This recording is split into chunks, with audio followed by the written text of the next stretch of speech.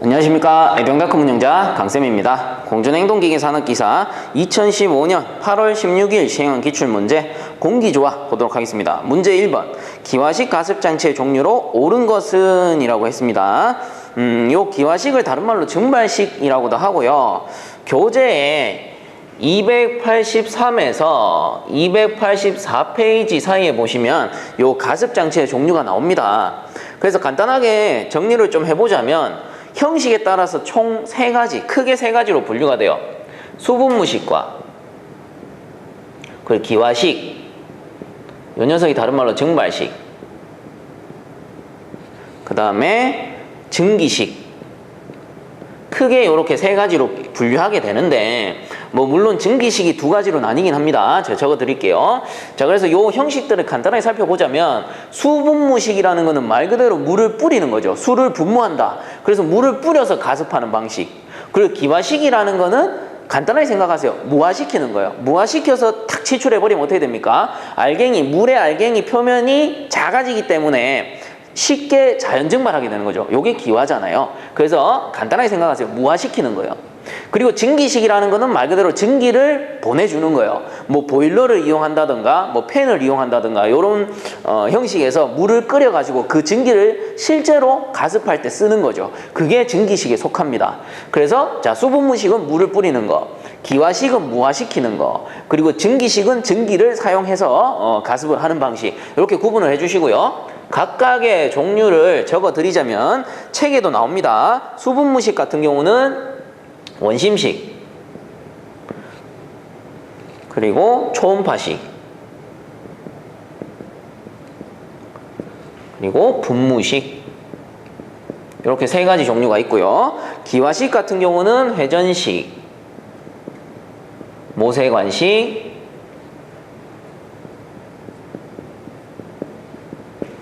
적화식이 있죠. 그 다음에 증기식 같은 경우는 증기 공급형, 그리고 증기 발생형, 이런 식으로 나눌 수가 있습니다. 자, 그렇다면 1번 문제 같은 경우는 기화식 가습장치의 종류로 옳은 것은 이라고 했으니까 답은 요 녀석이죠. 회전식, 모세관식, 적화식. 그래서 1번의 답은 4번이 되겠습니다. 자, 그 다음 2번 문제 덕트 병용 펜코일 유닛 방식의 특징이 아닌 것은 이라고 했죠. 일단은 덕트 병용인데 우리가 알고 있는 펜코일 유닛 방식은 뭐예요? 실이 이렇게 존재한다면 냉온수기를 설치해가지고 냉온수기 안에는 실내에는 펜코일 유닛을 설치하게 되죠. 그리고 여기서 냉온수 배관을 이렇게 연결하게 됩니다. 자, 요 상태가 뭐예요? 요 상태가 그냥 펜코일 유닛 방식이죠. 그래서 그냥 일반 펜코일 유닛 방식은 전수 방식에 속하는 거죠. 그런데 여기에다가 덕트를 넣었다. 그래서 덕트 병용 펜코일 유닛 방식인데 덕트를 넣게 되면 어떻게 됩니까? 자연스럽게 공조기 AHU가 들어가게 되고요. 그리고 이 코일에는 냉온수 배관이 이렇게 연결이 되죠. 그리고 송풍기에 의해서 공기가 덕트를 타고 들어오게 됩니다. 자, 그렇다면 덕트에서는 공기가 들어오기 때문에 이 덕트 병용 펜코일 유닛 방식은 결국 뭐예요? 공기수 방식이야. 공기수 방식.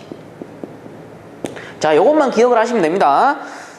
자, 돌아가가지고 2번에 덕트 병용 펜코일 유닛 방식의 특징이 아닌 것은 1번 열부하가 큰 실에 대해서도 열부하의 대부분을 수배관으로 처리할 수 있으므로 덕트 치수가 적게 된다. 맞겠죠? 전공기 방식하고 비교하는 거예요. 전공기 방식에 비해서는 펜코일 유닛이 존재하기 때문에 덕트의 크기는 작아져도 되는 거죠. 1번 맞고. 그 다음 2번에 각실 부하 변동을 용이하게 처리할 수 있다. 그렇죠. 펜코일 유닛 자체가 어때요? 각실 제어가 용이한 거예요. 그래서 2번도 맞는 거고, 그 다음 3번에 각 유닛의 수동 제어가 가능하다. 그렇죠. 펜코일 유닛 각실에서 켜고 끄고 켜고 끄고 가능합니다. 그 다음 4번에 청정구역에 많이 사용된다라고 돼 있는데 청정구역에 많이 사용하는 거는 전공기 방식이 돼요. 왜? 전공기 방식이 외기 도입량이 많기 때문에 그만큼 환기량도 좋은 거야. 환기가 잘 된다라는 거는 그만큼 공기의 청정도가 높은 거죠. 그래서 이 전공기 방식에 비해서는 공기수 방식은 청정한 지역에서는 사용하기가 좀 어렵겠더라. 이렇게 보셔야 된다는 거예요. 그래서 2번에 틀린 것은 4번 청정구역에서 많이 사용된다. 요게 틀린 거예요. 이 녀석은 전공기 방식에 속한다. 자, 그 다음 3번 문제. 중앙식 공기조화 방식의 특징에 관한 설명으로 틀린 것은 이라고 했습니다. 자, 중앙식이면서 전공기 방식이네요. 그렇다면 중앙식이라는 거는 건물이 이렇게 있을 때 건물의 층을 이렇게 나누게 되죠. 나눴을 때 중앙 집중실, 뭐라고 합니까? 기계실에다가 공조기 AHU를 딱 설치해 가지고 덕트를 이용해서 각 실에다가 공기를 넣어주는 방식이 됩니다. 자, 그렇다면 이 설명으로 틀린 것은 이라고 했죠. 한번 봅시다. 1번 중앙 집중식이므로 운전 보수 관리를 집중화할 수 있다. 맞죠? 기계실에 설치해서 여기서 모든 걸 관리할 수가 있는 거예요. 그 다음 2번에 대형 건물에 적합하며 외기 냉방이 가능하다. 그렇죠. 중앙 집중식이니까 대형에 용이하고 그리고 전공기 방식이니까 외기가 많이 들어와요. 그러면 외기 냉방도 가능하다. 이렇게 볼 수 있는 거죠. 그 다음 3번에 덕트가 대형이고 개별식에 비해 설치 공간이 크다. 맞죠? 전공기 방식이니까 덕트가 커질 거고요. 그로 인해서 덕트 스페이스, 설치 공간이 커진다. 그래서 1번, 2번, 3번 다 맞네요. 그럼 틀린 거 4번이네. 4번에 송풍 동력이 적고라고 돼 있는데 송풍 동력은 어때요? 공기가 많이 들어오는 만큼 동력도 늘어나는 거죠. 그래서 동력이 크고 겨울철 가습하기가 어렵다라고 돼 있는데 공조기 안에 가습장치 다 있잖아요. 에어와셔라고 해가지고 가습 물론 가능합니다. 그래서 3번 문제 틀린 거는 4번이 되겠죠. 송풍 동력이 크고 겨울철 가습이 가능하다 또는 뭐 용이하다 이렇게 바꿔주시면 되겠습니다.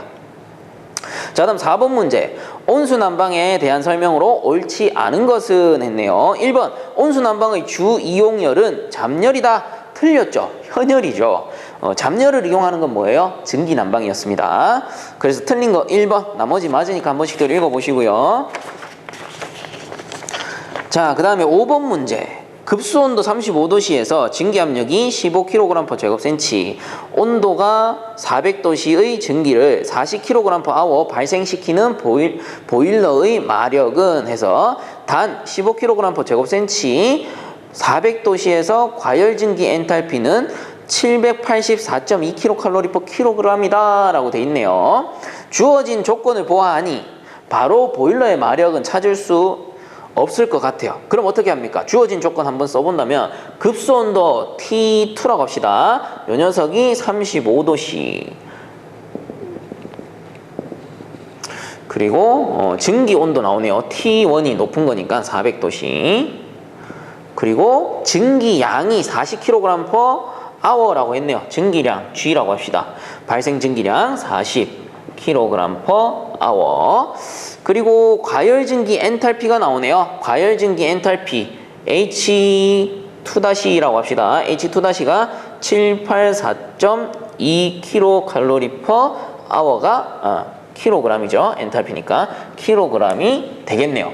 자, 이렇게 조건을 적어놓고 보니까 어떻게 하면 구할 수 있을까? 제가 보기에는 이 조건을 적어놓고 보니까 상당 증발량 G는 구할 수 있을 것 같아요. G 어떻게 구합니까? 539분의 GH2-H-예요. 여기에서 증기 발생량 40kg/h 주어졌고요. 그 다음에 H2- 증기의 엔탈피 주어졌죠. 그리고 이거 뭡니까? 급수 엔탈피예요. 급수 엔탈피는 뭐랑 같은데? 급수 온도랑 같아. 즉 얘가 H-랑 같은 거예요. 그러면 상당 증발량 구할 수 있겠죠.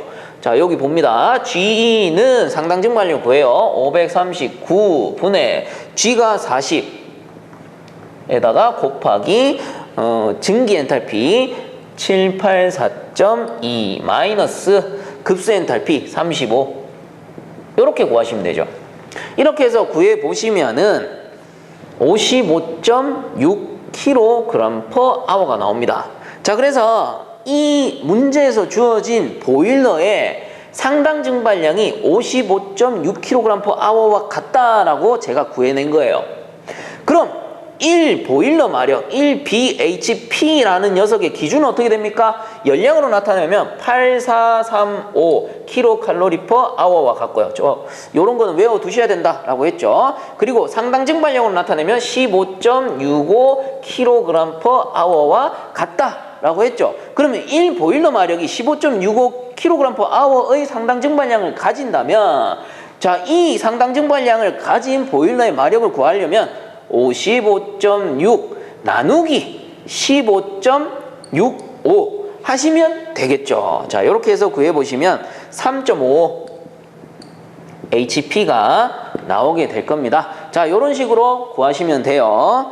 자, 그렇다면 5번의 답은 3번이 되겠네요. 3.55 HP. 자, 그 다음 6번 문제. 가열 코일을 흐르는 전기를 TS, 가열 코일 입구 공기 온도를 T1, 출구 공기 온도를 T2라고 할 때 산술 평균 온도식으로 옳은 것은 이라고 했네요. 자, 이 산술 평균 온도 구하는 방식은 공식이죠. 공식은 물론 이론 강의 때 했었습니다. 그래서 한 번만 이해하시면 절대 틀릴 수가 없는 문제거든요. 그래서 한 번 더 복습을 해드리자면 산술 평균 온도 구하는 공식입니다. 공식. 자, 그래서 산술 평균 온도를 구하는 공식은 응축 온도 마이너스 T1 플러스 T2 나누기 2였고요.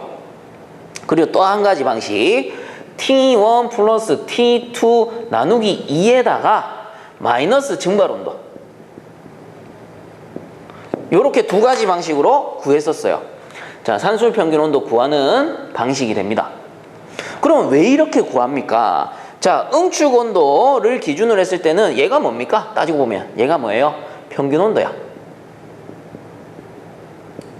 그런데 우리가 냉동기에 있어서 가장 온도가 높은 곳이 어디예요? 응축 온도거든. 그래서 즉 응축 온도가 가장 높기 때문에 응축 온도보다 낮은 평균 온도를 빼주는 개념이고요. 아래쪽에도 동일하죠. 이거 뭡니까? 평균 온도야. 자, 냉동장치에서 가장 온도가 낮은 데가 어딥니까? 증발 온도거든. 그렇기 때문에 평균 온도보다 증발 온도가 당연히 낮을 수밖에 없지. 그래서 기준이 뭐예요? 높은 놈에서 낮은 거 뺀 거야. 높은 놈에서 낮은 놈 뺀 거야. 그죠? 그래서 평균 온도를 기준 응축 온도가 높기 때문에 응축 온도 마이너스 평균 온도 되는 거고요. 평균 온도 기준 증발 온도 낮기 때문에 평균 온도 마이너스 증발 온도가 되는 거예요. 그렇다면 6번에 돌아가가지고 여기서는 가열 코일이라고 했어. 그럼 뭐만 바뀐 거야? 응축 온도 대신에 가열 코일 들어가는 거지. 가열 코일. 여기서 뭐라고 했습니까? TS라고 했네. TS. 그래서 TS 마이너스 2분의 T1 플러스 T2 몇 번입니까? 답은 1번이 되는 거죠. 이런 식으로 찾아내시면 돼요. 만약에 이렇게 나올 수도 있지. 가열 코일 말고 냉각 코일이다. 여기다 적으면 안 되죠. 증발기 대신에 냉각 코일이다. 그러면 예를 들어 얘가 TR이다 라고 했으면 평균 온도 마이너스 TR이 되는 거겠죠. 왜? 냉각 코일이 낮은 거니까. 온도가 낮은 거니까. 그래서 항상 기준은 뭡니까? 높은 놈에서 낮은 놈을 빼야 되는 거예요. 높은 놈에서 낮은 놈을 빼는 거야. 그래서 이런 식으로 산술 평균 온도를 이해해 주시면 되겠습니다. 자, 그러면 6번의 답은 1번이죠. 자, 그 다음 7번 문제. 송풍기 특성 곡선에서 송풍기의 운전점에 대한 설명으로 옳은 것은 답은 1번이에요. 압력 곡선과 저항 곡선의 교차점. 자, 다음 8번 문제. 콜드 드래프트 현상이 가중되는 원인으로 가장 거리가 먼 것은, 콜드 드래프트 뭡니까? 추위를 느끼는 현상이거든. 그거랑 가장 거리가 먼 것은 1번 인체 주위의 공기 온도가 너무 낮을 때 당연히 콜드 드래프트가 커지겠죠. 추위를 느껴요. 1번 맞고. 그 다음 2번에 인체 주위의 기류 속도가 작을 때에 돼 있는데, 자, 바람의 속도가 빠를 때 추워요? 느릴 때 추워? 당연히 바람의 속도가 빠를수록 우리가 추위를 느끼는 거잖아. 그래서 틀린 거는 2번이 되겠죠. 기류 속도가 작을 때 말고 기류 속도가 빠를 때 우리 콜드 드래프트가 커진다. 거리가 먼 것은 2번이 되겠네요. 그리고 3, 4번은 맞으니까 한 번씩 더 읽어보시고요. 자, 그 다음 9번 문제. 냉방부하 종류 중 현열로만 이루어진 부하는 해서 이런 문제 나오면 뭐를 기준으로 합니까? 수분이 있냐 없냐. 수분이 존재한다면 현열과 잡열이 동시에 포함된 거고, 수분이 존재하지 않는다면 현열만 존재하는 거죠. 그래서 현열로만 이루어진 부하는 1번 조명이죠. 조명은 어때요? 복사열만 나오거든. 그래서 얘는 현열만 존재하게 됩니다. 그래서 답은 1번이고 나머지도 한번 살펴보게 되면 2번에 인체 같은 경우 체내에 수분 존재하죠. 그래서 현열과 잡열로 같이 이루어져 있고요. 그 다음 3번에 문틈으로 들어오는 틈새 바람 역시 공기 중에 수분이 존재합니다. 그렇기 때문에 현열과 잡열 동시에 존재해요. 그 다음 4번에 실내 기구라고 돼 있는데 실내 기구라는 말은 실내에 존재하는 모든 기구를 토탈하는 거거든요. 그래서 실내 기구가 냉장고가 될 수도 있고 뭐 가습기가 될 수도 있고 세탁기가 될 수도 있는 거예요. 그래서 현열과 잡열이 동시에 존재한다라고 봅니다. 그래서 9번에 현열만 존재하는 것은 1번 조명에서 발생한 열이 되겠죠. 자, 다음 10번 문제. 다음 중 필터의 모양에는 패널형, 지그재그형, 바이패스형 등이 있으며 유해가스나 냄새를 제거할 수 있는 것은 해가지고 자, 유해가스나 냄새를 제거한다. 활성탄 여과기입니다. 그래서 10번의 답은 4번이 되겠죠. 자, 다음 11번. 덕트의 분기점에서 풍량을 조절하기 위하여 설치하는 댐퍼는 어느 것인가? 라고 했네요. 자, 이 문제에서 키포인트는 분기점이죠. 덕트의 분기점. 그렇다면 덕트가 분기된다. 이런 식으로 생겼겠죠. 여기에다가 댐퍼를 딱 설치해서 풍량을 조절하는 거예요. 그럼 공기가 들어와서 딱 나눠지겠죠. 요런 댐퍼를 스플릿 댐퍼 라고 합니다. 요 녀석이죠. 스플릿 댐퍼. 그래서 답은 2번이고 추가적으로 설명을 드리자면 1번 방화 댐퍼 같은 경우는 화재 시 불꽃, 연기 등을 차단할 때 사용이 되고요. 그 다음 3번에 볼륨 댐퍼라고 돼 있는데 요거는 풍량 조절 및 차단용으로 사용이 됩니다. 그래서 뭐 루버 댐퍼의 일종이다 이렇게 보셔도 되고요. 그 다음 4번에 터닝 베인이라고 돼 있는데 요거는 뭐냐면은 덕트가 90도로 이렇게 꺾였어요. 덕트가 90도로 꺾였어. 자, 덕트가 90도로 딱 꺾였을 때 공기가 그냥 들어가서 일로 이동하게 되면 어떻게 됩니까? 여기서 부딪혀서 와류가 생기죠. 물하고 똑같아. 그럼 어떻게 돼요? 여기서 마찰 저항이 증가하게 되고 그로 인해서 효율이 낮아지고 손실이 발생하는 거죠. 자, 이때 터닝 베인을 설치합니다. 터닝 베인 어떻게 생겼습니까? 이렇게 생겼어. 이렇게 생겼어. 그럼 얘를 딱 설치해 놓으면 어떻게 돼요? 공기가 들어오다가 요 라운드를 스무스하게 이렇게 통과하게 되겠죠. 그래서 이 터닝 베인의 역할은 뭐냐면은 기류의 방향이 90도로 꺾일 때 압력 손실을 줄이고 기류의 교란을 피하는 겁니다. 그래서 이렇게 기류가 부딪히는 거를 막아준다. 마찰장을 막아준다 이 말이죠. 그래서 다른 말로 뭐 터닝 베인을 안내깃 이렇게 부르기도 해요. 자, 그래서 11번에 덕트 분기점에 사용되는 댐퍼는 2번 스플릿 댐퍼였습니다. 자, 다음 12번. 다음 중 천장형으로서 치출기류의 확산성이 가장 큰 치출구. 자, 확산성이 가장 큰 치출구 아네모스텟형이었죠. 답은 2번이에요. 자, 다음 13번. 실내 냉난방 부하 계산에 관한 내용으로 설명이 부적당한 것은 이라고 했네요. 틀린 것은 했는데 자, 요거 답은 3번입니다. 최대 난방 부하란 실내에서 발생되는 부하가 1일 중, 하루 중이죠. 하루 중 가장 크게 되는 시각의 부하로서 저녁에 발생한다라고 돼 있는데 저녁이 아니고 오전에 발생해요. 쉽게 말해서 새벽에 가장 춥잖아요. 최대 난방 부하라고 했거든. 새벽 언제입니까? 오전이거든. 그 새벽을 기준으로 하는 거예요. 그래서 13번에 부적당한 것은 3번이 되겠죠. 오전으로 바꾸셔야 됩니다. 자, 그 다음 14번. 지하철 터널 환기의 열부하에 대한 종류로 가장 거리가 먼 것은 자, 지하철 터널 환기의 열부하입니다. 지하철 터널 1번 열차 주행에 의한 발열. 그렇죠. 열차 왔다 갔다 하면서 열 발생시키잖아요. 그래서 우리가 이런 거를 환기해줘야 되는데 열부하에 속해요. 그 다음 2번은 일단은 넘어가고요. 3번부터 봅시다. 3번에 보조기기에 의한 발열. 그렇죠. 지하철 지하터널에 뭐 환풍기라든가 조명이라든가 뭐 지하철 내려가 보면 엘리베이터, 뭐 에스컬레이터 이런 기기들 모두 열을 발생시킵니다. 그래서 이것도 열 부하에 속하는 거고 4번에 열차 냉방기에 의한 발열. 그렇죠. 열차의 냉방기기 어때요? 우리 에어컨 생각하면 되죠. 에어컨 실외기에 열 엄청나게 많이 발생되잖아요. 이런 것도 터널 환기의 열 부하에 속하는 거예요. 그리고 추가적으로 지중으로의 방열, 즉 땅에서 올라오는 열도 열보아에 속합니다. 그런데 이번에 열차 제동 발생 열량 같은 경우는 얘는 일정하지 않잖아요. 열차 제동이라는 거는 일정할 수가 없어. 그리고 그 열량이 아주 미세하기 때문에 불규칙적이고 미세하기 때문에 이 터널 환기의 열보아에는 적용시키지 않아요. 그래서 14번에 가장 거리가 먼 것은 2번 제동 시 발생하는 열량입니다. 자, 그 다음 15번 실내 온도가 25도씨이고 실내 절대 습도가 0.0165kg/kg의 조건에서 틈새 바람에 의한 침입 외기량이 200L/s일 때 현열 부하와 잠열 부하는 그리고 단 실외 온도가 35도씨 절대 습도가 실외 절대 습도가 0.0321kg/kg 공기의 비열이 1.01kJ/kg 독해 물의 증발 잠열이 2501kJ/kg이다 라고 해서 좋네요. 자, 일단은 우리가 공식은 이미 다 알고 있어요. 뭡니까? 현열부하와 잠열부하 구해라고 했으니까 현열부하 QS는 GC 델타 T잖아요. 그리고 잠열부하 QL은 GR이었죠. 그런데 이 문제와 같이 이런 문제에서 절대습도를 줬기 때문에 절대습도를 준 경우에는 델타 X가 들어가줘야 된다 라고 했죠.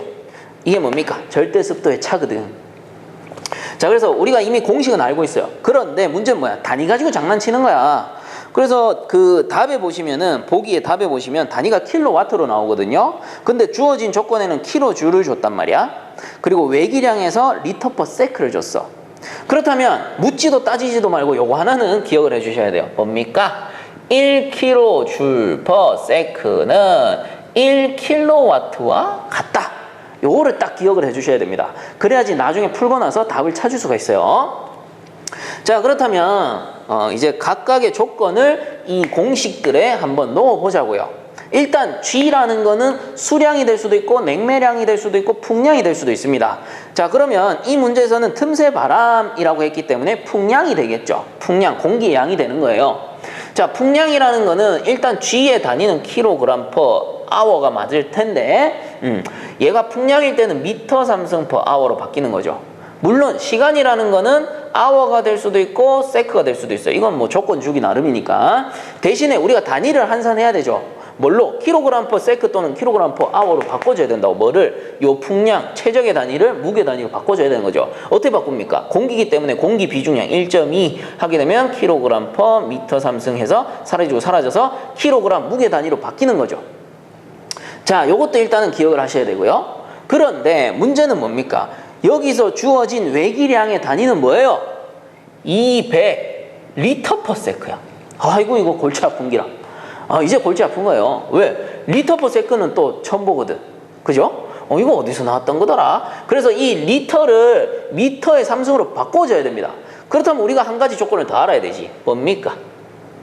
1미터의 삼승은 1000리터와 같아요.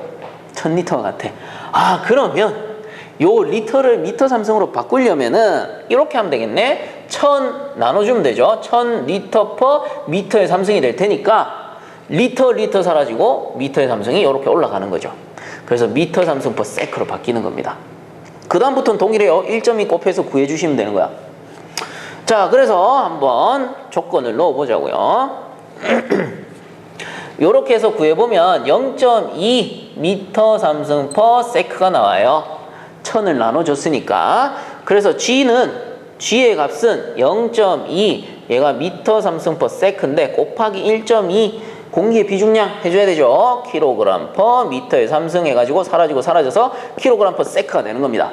그 다음 곱하기 비열은 문제에서 주어진 조건대로 공기 비열 1.01 kJ per 킬로그램 독해 곱하기 온도차죠. 델타 T. 온도차 같은 경우는 35 빼기 25인데 델타 T의 경우 도시도 될 수 있고 독해도 될 수 있죠. 항상 계속 설명하고 있어요. 왜 되는지는 이제는 아셔야 돼.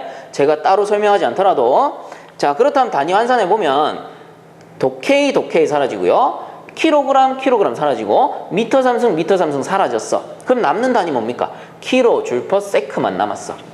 그래서 이거를 계산기를 한번 두드려 보시면 답이 2.424가 나오고요. 단위 뭡니까? 킬로줄 퍼 세크가 남았잖아. 킬로줄 퍼 세크가 남은 거예요.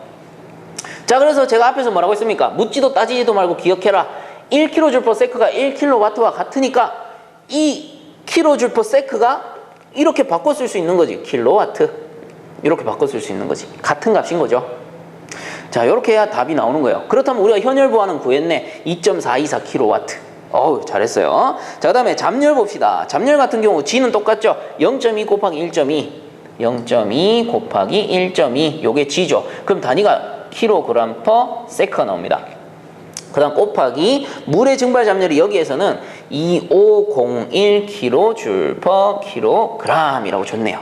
그 다음 곱하기 절대 습도의 차죠. 절대 습도의 차는 높은 거에서 낮은 거 0.0321 빼기 0.0165 해서 kg per kg에 원래는 여기 다시가 딱 들어가줘야 돼요. 뭐 너나 마나 보는 사람들은 다 알지만, 자, 그래서 요 kg 사라지고요. kg 사라져서 남는 건 뭡니까? kJ per sec. 그죠? 이렇게 해가지고 계산기로 답을 찾아보시면 9.364 kJ per sec가 나옵니다. 그래서 요 kJ per sec가 결국은 킬로와트다. 그죠? 자, 이렇게 해가지고 현열의 답은 2.424, 잠열의 답은 9.364 킬로와트 해가지고 15번의 답은 2번이 되겠습니다. 자, 그 다음 16번 문제. 다음 그림의 방열기 도시기호 중 WH가 나타내는 의미는 무엇인가 해서, 자, 방열기 도시기호 같은 경우 보고 해석을 해보자면, 일단 10이라고 적힌 게 이게 뭡니까? 10쪽 섹션 수입니다. 섹션이 10쪽이다. 그리고 WH라는 건 뭐냐면은 W는 월이죠. 뭐예요? 벽이야. 아, 그러면 얘는 벽걸이. H는 뭘까? 호리젠탈 해가지고 수평형. 그리고 V라고 돼 있는데 V 같은 경우는 버티컬해서 수직형이 되는 거예요. 그래서 H와 V 둘 중에 하나입니다. 자, 그 다음에 요 15 곱하기 15 돼 있는데 얘가 유익간경. 그래서 유익간경이 15A이고 곱하기 얘는 유출간경. 유출간경이 15A다 라고 표시를 해주는 거예요. 자, 그래서 다시 한번 정리를 해보자면 얘는 방열기 쪽수, 섹션 수 이렇게 이야기하기도 하고요. 그 다음에 얘는 방열기 종류 또는 뭐 형식 이렇게 이야기하기도 합니다. 그 다음에 얘는 뭐겠어요? 얘는 연결 배관의 종류. 그래서 몇 A짜리 연결했노? 이런 거예요. 자, 그렇다면 16번에 WH는 무엇을 나타내는가? 방열기의 종류가 되겠죠. 그래서 16번의 답은 3번이 돼요. 자, 그 다음 17번 가변풍량 방식에 관한 설명으로 틀린 것은 했습니다. 가변풍량 뭐예요? 풍량이 변한다 이 뜻이거든. 자, 그래서 틀린 거 1번 각 방의 온도를 개별적으로 제어할 수 있다. 그렇죠. 그 온도 조건에 맞춰서 공기의 양을 조절하면 되니까. 그 다음 2번에 연간 송풍 동력이 정풍량 방식보다는 적다. 그렇죠. 정풍량 방식은 시도 때도 없이 계속 공기가 추출되는데 얘는 부하가 작아지면 그만큼 공기량이 줄어드니까 부하에 알맞게 조절이 가능하죠. 그러므로 정풍량 방식보다 동력은 적게 사용할 수 있다. 2번도 맞고. 그 다음 3번에 부하의 증가에 대해서 유연성이 있다. 이것도 2번하고 같은 말이죠. 부하의 대응이 좋다 이 말입니다. 그럼 틀린 거 4번이겠네. 동시 부하율을 고려하여 용량을 결정하기 때문에 설비 용량이 크다라고 돼 있는데 설비 용량이 아무리 따져봐도 전공기 방식보다는 작아요. 그래서 4번이 틀린 거예요. 용량이 작은 편이다. 자, 그래서 17번의 답은 4번. 자, 그 다음 18번 문제 덕트의 치수 결정법에 대한 설명으로 옳은 것은 이라고 했네요. 1번 등속법은 각 구간마다 압력 손실이 같다라고 돼 있는데 압력 손실이 달라요. 그리고 압력 손실이 다르기 때문에 각기 따로 계산을 해야 되는 겁니다. 그래서 1번 틀렸고, 그 다음 2번에 등 마찰 손실법에서 풍량이 1000m 삼승/hr 이상이 되면 정압 재취득법으로 하기도 한다라고 돼 있는데 정압 재취득법으로 하는 게 아니고요. 등속법으로 바꿔서 하기도 해요. 그래서 2번도 틀렸고, 그 다음 3번에 정압 재취득법은 치출구 직전의 정압이 대략 일정한 값으로 된다. 그래서 요거 맞는 거는 3번이에요. 그 다음 4번은 왜 틀렸냐? 등 마찰 손실법에서 각 구간마다 압력 손실을 같게 해서는 안 된다라고 돼 있는데 등 마찰이잖아요. 등 마찰 뭐예요? 압력 손실이 같다라는 뜻이에요. 그래서 압력 손실을 같게 해야 되고 그 기준이 뭐냐 하면은 1m당 마찰 손실을 동일하게 한다라는 겁니다. 자, 그래서 18번에 맞는 거는 3번밖에 없어요. 자, 그다음 19번 문제. 다음 중 라인형 치출구의 종류가 아닌 것은 해가지고 3번에 보시면 펑거 루버형이라고 나오는데 이 녀석은 충류형 치출구예요. 그래서 19번에 틀린 것은 3번. 자, 그 다음 20번 문제. 실내의 현열 부하가 7,500kcal/h, 실내와 말단 장치의 온도가 각각 27도씨, 17도씨일 때 송풍량은 이라고 했네요. 자, 보시면은 현열 부하라고 나와 있어요. 이거는 이미 공식을 준 거나 다름없어. 우리 현열 구하는 공식 뭡니까? Q는 GC 델타 T. 그래서 이런 문제 나오면 틀리시면 안 되는 거예요. 자, 그렇다면 현열량이 7,500kcal/h니까 Q가 7,500. 일대 송풍량 G죠. G를 구해라.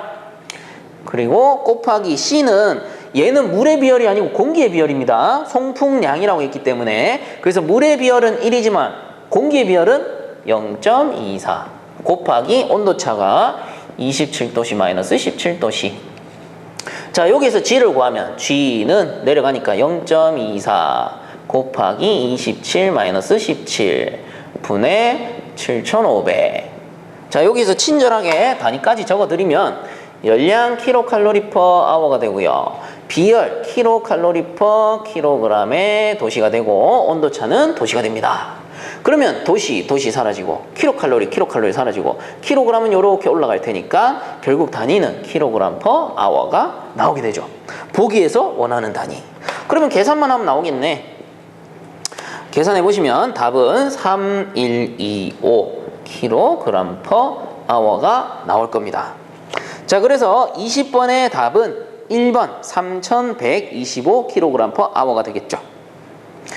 자, 이렇게 해서 이번 시간도 마치도록 하고요. 본 강의가 도움되셨다면 유튜브 에듀영닷컴 검색 후에 구독과 함께 영상 하단에 보시면 따봉 버튼 있으니까 한 번씩만 눌러주시면 감사하겠습니다. 자, 수고들 많이 하셨습니다.